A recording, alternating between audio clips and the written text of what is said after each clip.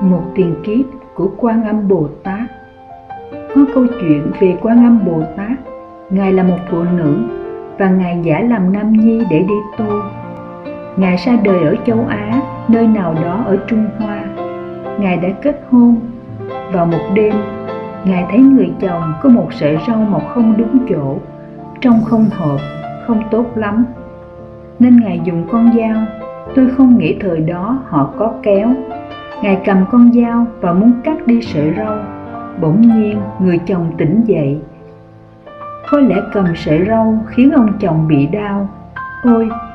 Rồi ông tỉnh dậy và ông nghĩ Ngài muốn giết ông. Rồi ông la toáng lên. Thế là cả nhà tỉnh dậy và muốn đưa Ngài lên quan tòa. Nên Ngài bỏ trốn, cải trang thành đàn ông và đi vào chùa rồi ở lại đó, xuất gia, xuống tóc, mặc áo cà sa và mọi thứ vân vân. Trong số những người đi chùa, có một cô gái đem lòng yêu Ngài. Thật ra, Ngài là người nữ, nhưng cô gái đem lòng yêu bởi vì Ngài là nữ cải trang thành nam, cho nên vẻ đẹp cuốn hút cô ta. Vì Ngài còn trẻ, xinh đẹp, cải trang thành nam nên rất đẹp, thậm chí còn đẹp hơn là cả đàn ông thật. Không râu, gương mặt không thô, nên một cô gái đem lòng yêu vị tăng này. Cô ấy liếc mắt đưa tình để quyến rũ Ngài, nhưng dĩ nhiên Ngài không quan tâm. Nhà sư tìm cách chạy trốn khỏi sự cám dỗ của cô ấy. Ngài luôn tìm cách tránh né người nữ này. Cô gái này là con của một gia đình bề thế, vì vậy cô ta tạo nhiều tình tiết để cám dỗ Ngài. Và rồi, vì thất vọng nên cô ta muốn gây rắc rối. Chỉ để thỏa mãn dục vọng và ham muốn thể xác, cô ấy đã vụng trộm ân ái với người hầu hay ai đó, rồi cô mang thai. Vào thời đó, nếu ai không chồng mà có thai, đó là một tội vô cùng lớn, đặc biệt nếu là phụ nữ con nhà gia giáo. Cho nên họ đánh cô ta. Tòa án đào một cái hố trong đất để bụng cô ta không bị thương tổn. Bắt cô ấy nằm xuống đặt bụng trong hố đó để không làm tổn thương em bé, rồi tìm cách đánh cô ta để cô ta thú nhận. Họ không cần phải đánh cô ta nhiều, chỉ trong chốc lát, cô ta nói rằng vị tăng trong chùa đó là cha đứa bé. Những gì cô nói là không đúng, nhưng cô ta chỉ muốn gây rắc rối cho Ngài. Cô chỉ muốn buộc Ngài phải kết hôn với mình, nhưng Ngài vẫn không kết hôn, không muốn gì hết, chỉ chấp nhận tiếng xấu. Bởi vì không có bằng chứng, họ cũng không làm gì được vị tăng đó, cho nên nó làm tổn hại thanh danh của Ngài. Sau khi sinh con, cả nhà cô ta mang đứa bé đến cho vị tăng Quan Âm Bồ Tát để chăm sóc. Ngài cũng không nói gì cả, chỉ chấp nhận đứa bé và đi xin sữa để nuôi đứa bé cho đến khi nó trưởng thành. Khi sự việc xảy ra, nhà chùa đuổi Ngài đi vì thanh danh của chùa, nhưng thương hại Ngài nên sư trụ trì hỏi Ngài. Ngài luôn luôn trả lời, không, con không làm vậy, nhưng vẫn phải đuổi vì luật là luật. Nhà chùa không thể có tu sĩ mang tiếng vụng trộm ai đó và gây phiền phức. Tuy nhiên, sư trụ trì vẫn cảm thấy thương hại cho Ngài và cho phép Ngài ở lại bên ngoài gần chùa, bên ngoài khuôn viên, bên cạnh chùa như một túp liều nhỏ để chăm sóc đứa bé. Mỗi ngày, Ngài đi xin sữa để nuôi đứa bé. Điều tuyệt vời là Ngài không bao giờ than phiền gì cả, cho đến khi đứa bé lớn khôn. Sau đó, Ngài bị bệnh và qua đời. Khi Ngài qua đời, mọi người nhận ra rằng Ngài thực ra là người nữ cải trang thành nam và bị buộc tội oan. Thế là họ đánh người phụ nữ đó lần nữa. Lần này cô ta thú nhận vì cô ta đã si mê Ngài, nhưng Ngài luôn luôn từ chối. Vì vậy cô ta muốn trả thù Ngài nên bịa ra chuyện như thế. Đó là một trong những câu chuyện về Ngài Quán Âm Bồ Tát. Truyện Lời khuyên của mẹ. Một cô gái nọ đã đính hôn và sắp sửa đi theo chồng. Trước ngày nàng về nhà chồng, Người mẹ khuyên nàng một câu thật hay. Bà không khóc và cũng không để con gái mình khóc.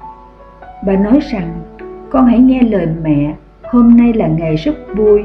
Thượng Đế đã ban phước lành cho con có một người chồng tốt, lại tu phép môn Quán Âm. Không cờ bạc, không lăng nhăng, không uống rượu, không nói dối.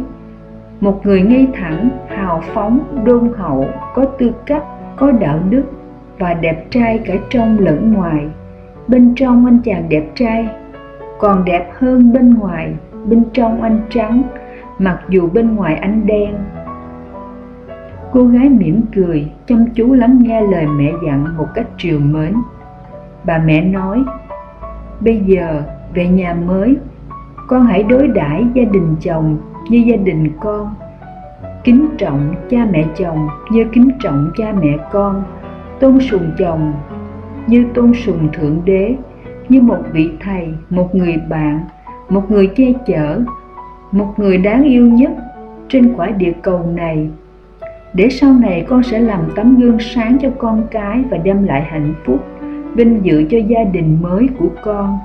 Con có bổn phận đối với chồng, đối với cha mẹ, tất cả anh em của con trong gia đình mình để làm tròn trách nhiệm này. Và con có bổn phận đối với chính mình cũng như đối với chồng. Con hãy làm vẻ vang cho tất cả chúng ta bằng cách đó. Hãy chăm sóc gia đình con, đất đai, nhà cửa, công ăn việc làm của chồng con được phát đạt, mang đến nhiều thành công, sự an toàn và no ấm cho gia đình. Để con cái được sống một cách thoải mái.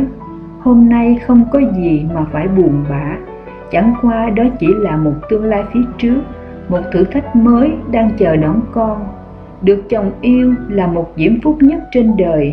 Con nên nhẫn nại làm một người vợ hiền để có được sự hạnh phúc và thành công ở đời. Người con hỏi lại, nhưng con phải làm sao để làm tròn tất cả những trách nhiệm và bổn phận cao quý mà mẹ vừa mới nói? Người mẹ đáp, con phải ăn ngon, ngủ kỹ và mặc đẹp mỗi ngày. Người con nói, thưa mẹ, con hiểu.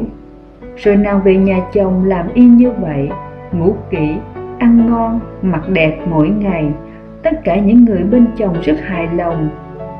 Cô ta mang đến cho chồng và gia đình chồng những đứa con kháu khỉnh, ngoan ngoãn, thông minh, chăm làm, chăm học. Những người khác tới hỏi bí quyết của nàng. Cô làm cách nào vậy?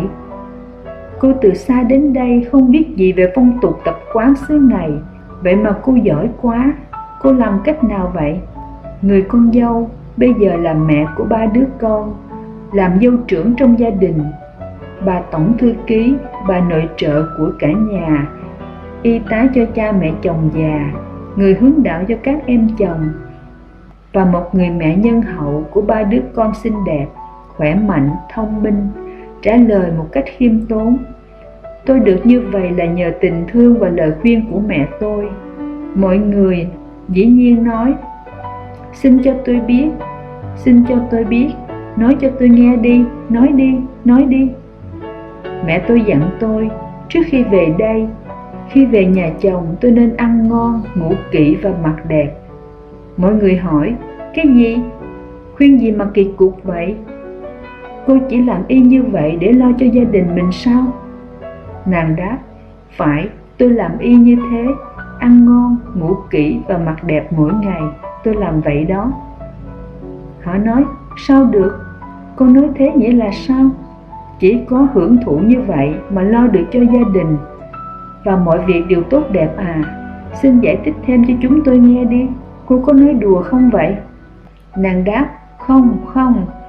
Mẹ tôi nói ăn ngon có nghĩa là tôi phải chăm sóc cho cả nhà, kể cả khách khứa, cho họ ăn uống cho tới khi họ no nê. Sau đó tôi ăn thức ăn còn lại, vì khi mọi người no nê rồi không ai làm phiền tôi nữa. Lúc đó tôi sẽ đói, sau khi chạy tới chạy lui bất cứ thứ gì còn dư, không kể là món gì, sẽ rất thơm ngon, bổ dưỡng và có nhiều sức gia trì. Tôi cầu nguyện Thanh Hải Vô Thượng Sư trước khi ăn, và Ngài gia trì thức ăn cho tôi. Thành ra những gì tôi ăn đều trở thành nước cam lồ. Sau khi thưởng thức một bữa ăn ngon lành trong yên tĩnh, thân thể tôi khỏe mạnh, khẩu vị tôi thỏa mãn, tâm tôi hài hòa. Như vậy tôi mới có thể phục vụ gia đình một cách đắc lực. Khi mọi người no nê, họ cũng thương tôi và dĩ nhiên họ sẽ dành cảm tình tốt đẹp của họ cho tôi. Vì tôi đã chăm sóc họ chu đáo, mọi ước muốn tốt đẹp của họ, sự hài hòa của họ cũng sẽ gia trì cho tôi, và tôi được chia sẻ một phần phước báo trong hạnh phúc của họ. Đó là bí quyết của việc ăn ngon. Rồi họ nói, một đêm ngủ kỹ, cô chỉ lo ngủ thôi sao? Nàng đáp, không. Mẹ tôi nói, ngủ kỹ có nghĩa là sau khi mọi người đi ngủ, tôi phải kiểm tra tất cả cửa ngõ, tắt tất cả đèn, mọi thứ đều đâu vào đấy an toàn để trộm không vô nhà được, săn sóc cho mọi người trong gia đình khỏe khoắn, ngủ ngon, thì tôi mới không lo lắng và yên tâm, thảnh thơi. Vì tôi biết mọi người đều đã ấm áp trong chăn, biết họ sẽ ngủ ngon suốt đêm, không đau ốm, không thức dậy làm phiền tôi hoặc đòi hỏi tôi điều gì. Như vậy tôi sẽ không lo nữa và ngủ ngon, nên không cần phải làm gì nữa. Ý mẹ tôi là như vậy đó. Những người kia rất ngạc nhiên và khâm phục trí huệ của người mẹ, cũng như của người con gái. Dĩ nhiên mẹ nào con nấy. Bây giờ còn điều cuối cùng, xin cho chúng tôi biết, ồ, tại sao lại phải mặc đẹp? Nàng nói, phải mặc đẹp có nghĩa là luôn luôn ăn mặc đàng hoàng, gọn gàng, khoác lên nụ cười tươi khi thức dậy mỗi sáng và mỗi tối trước khi đi ngủ, khoác lên người tất cả tình thương yêu, nhân hậu mà Thượng Đế đã ban cho. Như vậy, khi người khác trông thấy mình, họ sẽ nhìn thấy một thiên thần, thấy tình thương hiện diện trên gương mặt, thấy sức gia trì trong ánh mắt. Họ thấy Phật Bồ Tát qua nụ cười dịu hiền. Ý mẹ tôi nói mặc đẹp là như thế. Tôi mặc đẹp như vậy mỗi ngày, tôi ăn uống khỏe mạnh như vậy mỗi ngày, tôi đi vào mộng đẹp mỗi ngày. Nếu tất cả quý vị làm giống như vậy, thì thân nhân, gia đình và bên chồng của quý vị cũng sẽ được như người nhà của tôi đây. Mọi người vỗ tay khen ngợi và vui vẻ ra về. Hết chuyện.